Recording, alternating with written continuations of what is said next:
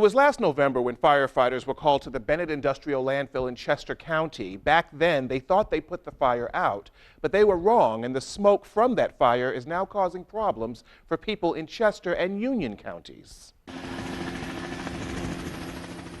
When the Monarch Volunteer Fire Department was called to help fight the fire at the Bennett Industrial Landfill, the fire chief didn't like what he saw.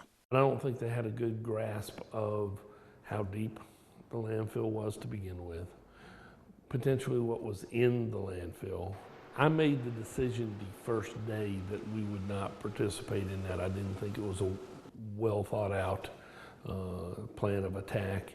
Chief Flood's decision may have prevented his firefighters from being exposed to smoke containing benzene and formaldehyde, but that information would not be known for several months. More about that in just a few minutes. The problems at the Bennett Industrial Landfill began in 2013, when the South Carolina Department of Health and Environmental Control, or DHEC, cited the owner with failure to cover exposed debris in a timely manner. Then in 2014, DHEC shut the landfill down, citing improper disposal practices. And today, a document from the Federal Environmental Protection Agency, the EPA, shows officials now suspect that improper disposal practices might have led to the fire. Still, the EPA told us on the phone that it was safe for everyone who responded to the fire in November. The people that did respond and were putting water on it, and our responders felt that we had an adequate health and safety plan. Matt Heiser says the plan was to put out the fire first and then set up monitors to check the general quality of the air and process what was followed.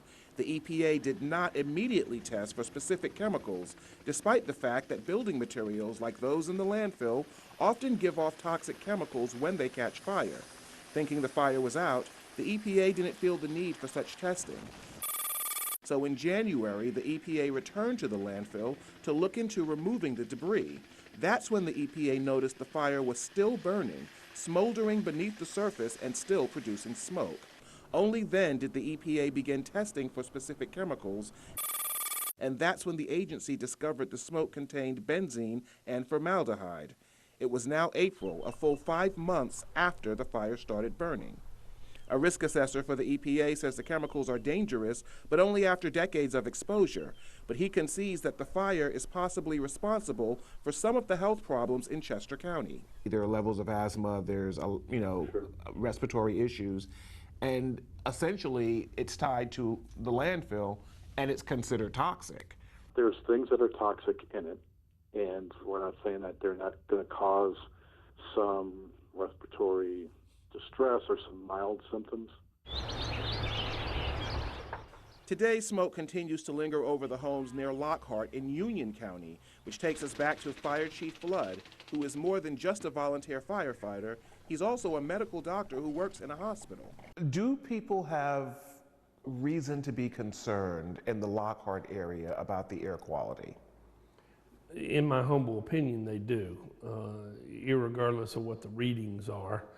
There's a significant amount of pulmonary disease in that area. An EPA official tells us the agency just got funding approved to go back in and put out the fire. That is scheduled to begin later this month. We want to make it clear the EPA says there are no physical chemicals being stored in the landfill. We're told any chemicals in the smoke plume came from the burning debris. Now, the EPA also plans to go after Ronald Olson for cleanup costs, which could be more than $1 million. We tracked Olson to his home in Charlotte for answers, but he wasn't there. We also reached out to him through his attorney, and in a letter, we haven't heard back. Now, this is a story that is just the beginning of a series of reports we are working on for you. We have filed a Freedom of Information Act request with the state to find out what, if any, other issues happened at that landfill. We will continue to track down Ronald Olson, who, as I mentioned, is the owner of the landfill. He is due in court in North Carolina on outstanding warrants, and we plan to be in the courtroom when that happens. Back to you. We all remember the town of Lockhart in nearby Union County having to contend with this toxic, thick smoke hovering over their homes because of an ongoing fire in the Bennett Industrial Landfill. Now, the EPA says this is a thing of the past, and today it took that message to neighbors.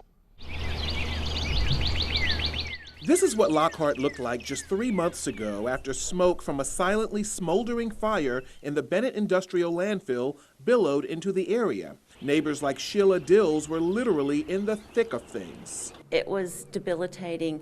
It got to the point to where I was dizzy from it because it was messing up my inner ear. Dills says the smoke made her sick and kept her a virtual prisoner inside her home. You couldn't open your windows at night and let the cool air come in. You had to keep the air conditioning on all day and all night. These days, neighbors are breathing easier after the EPA returned to the Bennett landfill in May and smothered the fire by covering it with up to 3 feet of soil and clay. This is a picture of the first phase of the project. This was the area that was burning. On Thursday, officials from the EPA, the Department of Health and Environmental Control, and the Agency for Toxic Substances and Disease Registry held the first of 2 public meetings to update residents on current conditions. Dills was not happy with what she heard from the ATSDR. They were giving me the runaround, though, we're washing our hands over this. No, you didn't have health problems. Yes, we did. Well, they were just going to happen anyway. No, they weren't. We asked the ATSDR representatives on scene about her claims, but they said they weren't authorized to speak on that topic. So we asked the on-site coordinator from the EPA. The agency previously said that while the smoke from the fire was toxic, it only posed a moderate risk. There seemed to be a repudiation of that finding, even though it came from a credible medical facility and healthcare provider. Again, it's difficult. Different people are going to have reactions to different things. We also called and emailed the ATSDR's office in Atlanta for a comment. Late today, a representative told us the amount of chemicals found in that smoke were not high enough to cause health problems to people. Ronald Olson owns 2 solid waste facilities, including the Bennett Industrial Landfill, which is still smoldering as we speak. Under state law, he is supposed to have money set aside to pay for cleanup and closure costs, but prosecutors say he didn't do that, and now if convicted, he could go to jail for up to a year. Sir, do you understand the charge against you? Yes, sir. Sir, do you understand the potential penalty if you are found guilty of these charges? Yes, sir. How do you plead? Not guilty. 61-year-old Ronald Olson stood before a circuit court judge and said he did not violate the Solid Waste and Management Act. He was granted bond and left court without any further comment, leaving his attorney to defend his plea.